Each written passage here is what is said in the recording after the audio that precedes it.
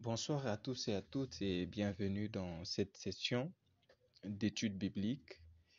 Ce soir, nous allons essayer de faire une parenthèse sur notre sujet que nous sommes en train de traiter. Nous parlons sur les fautes sexuelles, ça fait deux sujets des études bibliques sur les fautes sexuelles. Et ce soir, nous voulons quand même aller sur un autre terrain de manière à équilibrer nos connaissances. Nous allons parler d'un sujet qui je trouvais d'actualité, un sujet qui touche, qui affecte, qui dérange, qui bloque certaines personnes. Et aujourd'hui, euh, l- la sorcellerie est en vogue. La sorcellerie est devenue à la mode. Voyez par vous-même la multitude des ciné, de films qui manifestent et qui glorifient la sorcellerie. Vous avez par exemple les animaux fantastiques. Il y a beaucoup de séries qui vont exalter la sorcellerie, des livres qui vont en parler. Et, et je crois que c'est important, c'est essentiel que nous puissions essayer de voir ce que la Bible enseigne. Il y a deux extrêmes lorsque nous traitons le sujet lié à la sorcellerie. Vous avez deux extrêmes qui s'opposent totalement. Vous avez un extrême des orateurs, des enseignants, des hommes de Dieu qui vont essayer de faire l'apologie de la sorcellerie, qui vont essayer euh, de donner de noms des démons qui, en fait, ne sont même pas cités dans la Bible. Ils vont par conséquent utiliser des livres extra-bibliques, des livres apocryphes tels que le troisième livre de Moïse, les livres d'Enoch, et ils vont essayer de prendre ces légendes, ils vont essayer de prendre ces mythologies pour essayer euh, d'en faire un enseignement dans le monde chrétien. Ça, c'est un extrême. L'autre extrême, c'est l'extrême de gens qui vont carrément vouloir supprimer l'aspect occulte, l'aspect de la sorcellerie, de la magie, des démons dans leurs enseignements. C'est qu'il y a une catégorie des hommes de Dieu, des pasteurs qui vont essayer de dire, voilà, Christ a vaincu, donc pas la peine de parler du diable, pas la peine de parler de la sorcellerie. Moi, je trouve que c'est aussi une stratégie, une, euh, une tactique du diable de pouvoir passer inaperçu sous les radars de la parole de Dieu. Ce n'est pas parce que vous ignorez que le diable existe qu'il n'existe pas. Les effets du diable sont là et il continue à travailler. La Bible dit que les mystères de l'iniquité agit. Donc, entre les deux extrêmes, nous allons être sobres, équilibrés, de manière à laisser la Bible nous enseigner la révélation.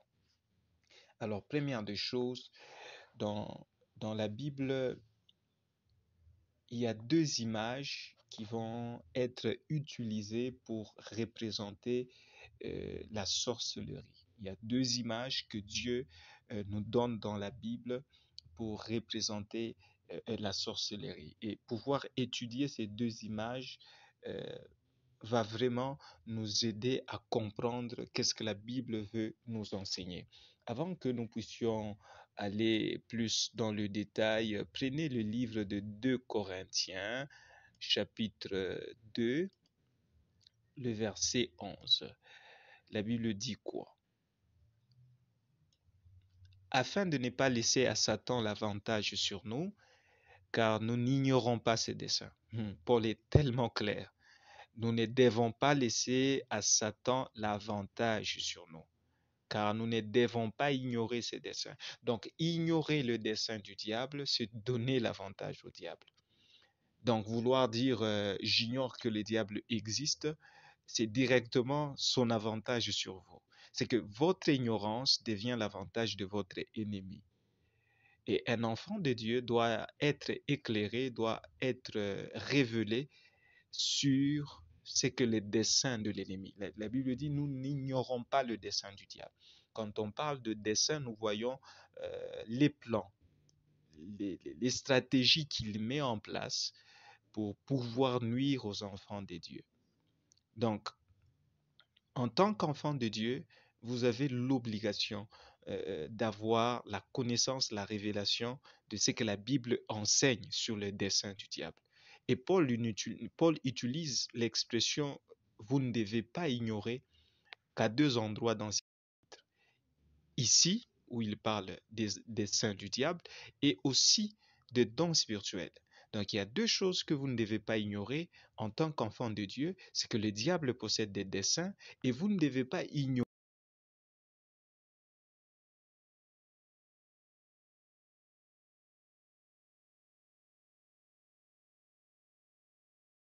à l'Église pour pouvoir révéler la sagesse infinie de Dieu face au monde des ténèbres.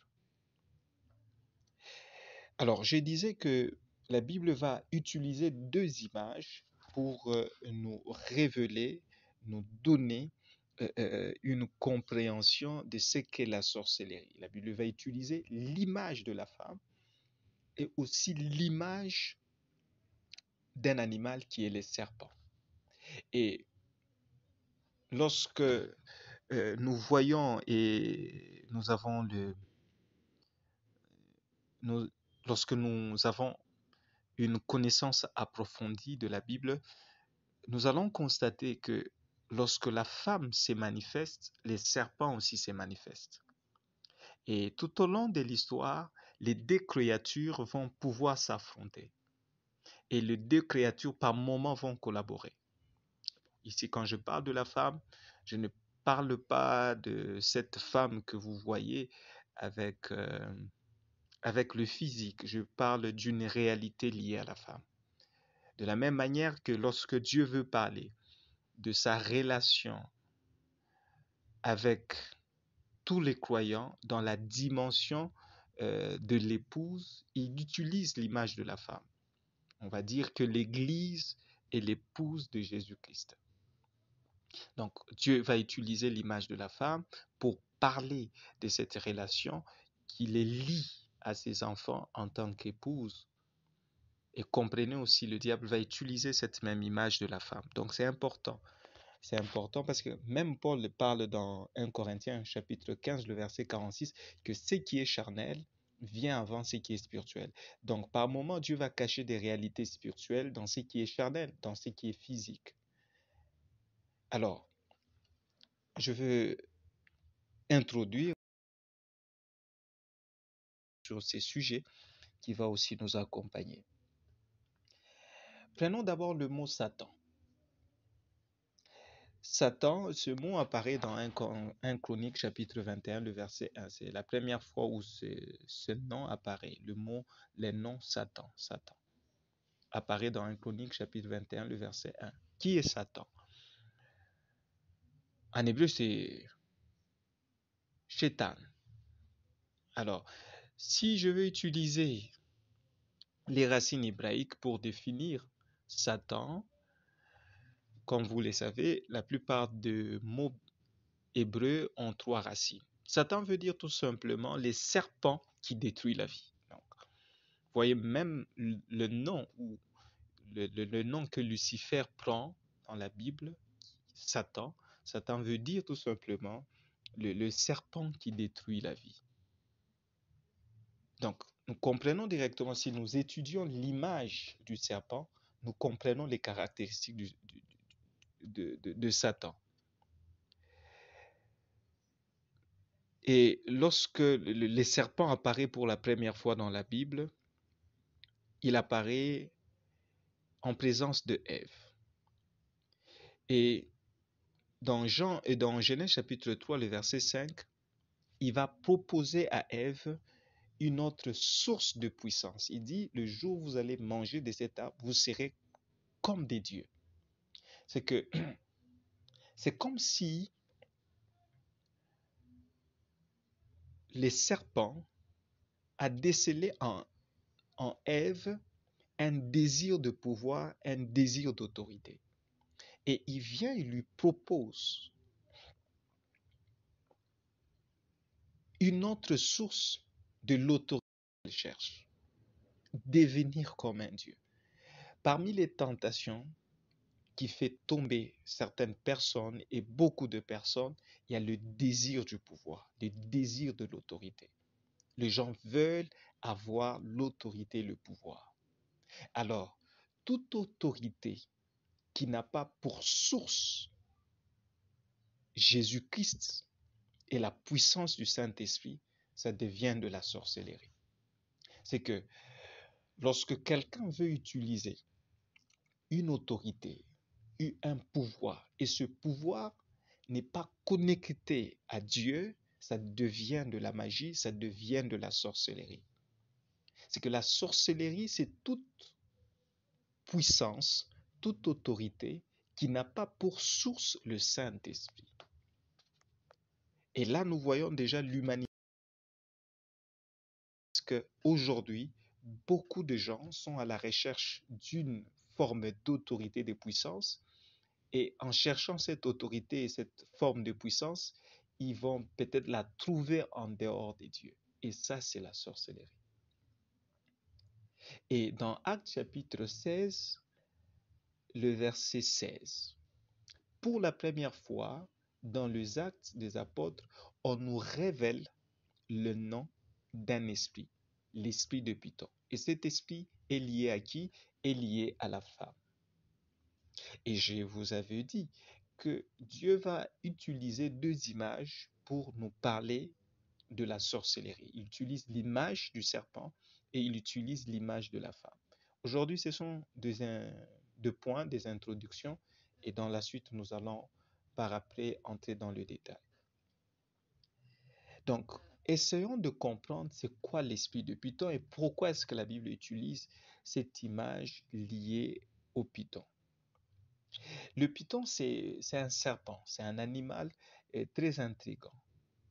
Il fait partie des espèces de serpents le plus gros. Mais ce qui est étonnant, le python n'est pas un animal ou un serpent venimeux. Le seul pouvoir du python, c'est pouvoir faire une prédation dans le cadre de suffoquer sa proie. Donc le python, lorsqu'il veut tuer, la seule chose qu'il vise pour tuer sa proie, c'est tout simplement le souffle. Donc il va bloquer le mouvement du poumon en suffoquant sa proie de manière à ce que sa proie puisse mourir. Or, dans la Bible, le mot souffle, c'est roi, qui désigne le Saint-Esprit. C'est qu'est-ce qui a fait vivre l'homme? La Bible dit lorsque Dieu va prendre la terre, il va souffler son roi, il va souffler son air dans l'homme. Donc le roi qui est le souffle représente le Saint-Esprit. Jean chapitre 20, le verset 22, la Bible dit que Jésus va souffler sur les disciples et dit recevez le Saint-Esprit. Dans Acte 2, lorsque le Saint-Esprit descend sur les apôtres, ça descend sous forme d'un vent impétueux.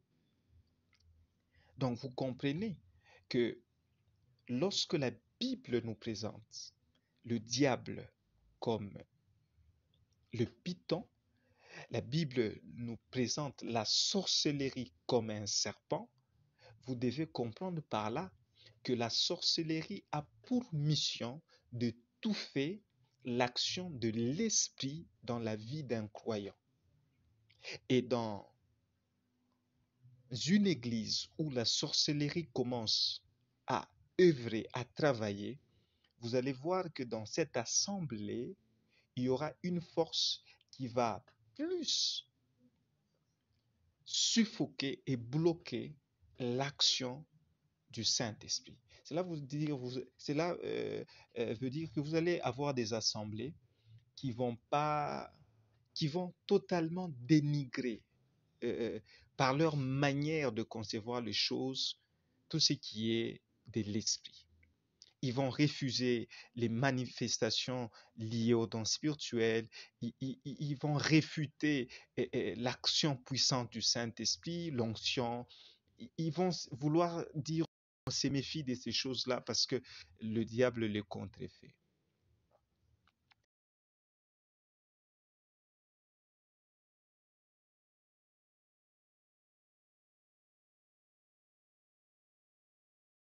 Une forme d'insensibilité aux choses de Dieu. Alors, je veux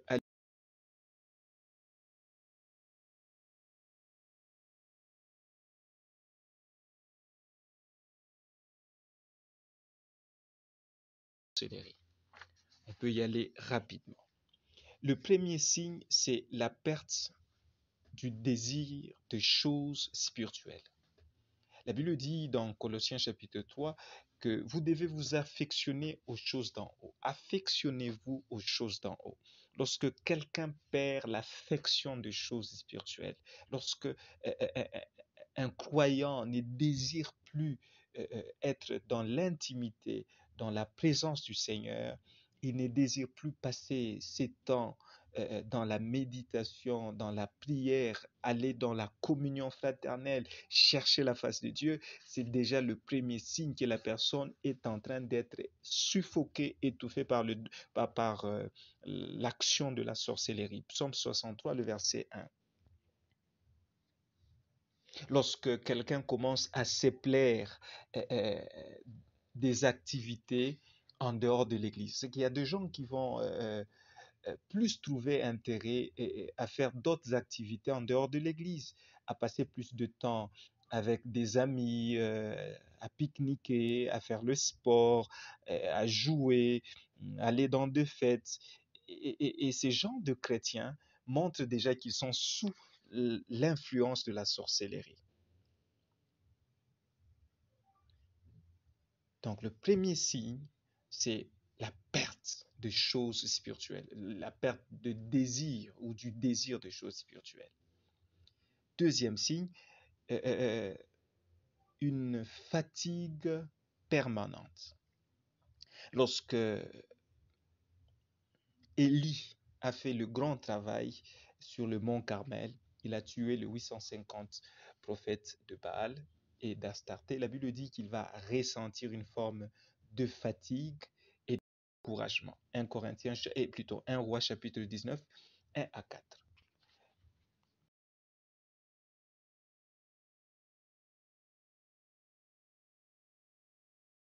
Fatigue que vous n'arrivez pas à expliquer. Parce que lorsque votre corps n'est pas totalement disposé et que euh, vous êtes sous un poids, vous sentez genre un découragement, une fatigue, plutôt une fatigue qui vous saisit et vous n'arrivez pas à voir la joie, à voir l'expressivité dans la prière, dans la parole de Dieu. C'est la raison pour laquelle vous allez voir, il y a des chrétiens, lorsqu'ils sont dans une assemblée, ils sont toujours fatigués, ils sont nonchalants quand il s'agit de louer le Seigneur, ils ne s'élèvent pas. Quand il s'agit de prier avec ferveur, ils sont en train de somnoler. Donc, ils sentent qu'ils ont des fatigues et surtout lorsqu'ils se retrouvent dans la présence de Dieu, ça c'est très dangereux. Et un autre signe qui montre que vous êtes sous l'action de la sorcellerie, c'est que vous allez vous retrouver, lorsque vous vous retrouvez sous des attaques incessantes. C'est quoi les attaques incessantes? C'est lorsque vous remarquez que dans votre vie, vous êtes tout le temps en train de perdre des choses. C'est que vous vous retrouvez dans d'énormes difficultés. Par moments, c'est la stratégie du diable pour vous amener à vous proposer ce que lui veut. Lorsque vous lisez dans Matthieu 4, le verset 9, la Bible dit que le diable va proposer à Jésus, il dit, bon, si tu m'adores, voici ce que je peux te donner. C'est qu'il y a des enfants de Dieu qui vont se retrouver, qu'ils essaient de faire des efforts et que leurs efforts n'arrivent pas à aboutir. Donc, vous vous trouvez toujours en train de perdre des choses, à perdre de l'argent, avoir des blocages différents domaines de votre vie. Vous n'arrivez pas à comprendre.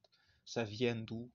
Lorsque vous essayez de décanter une situation, une autre situation vient encore vous embrouiller la vie.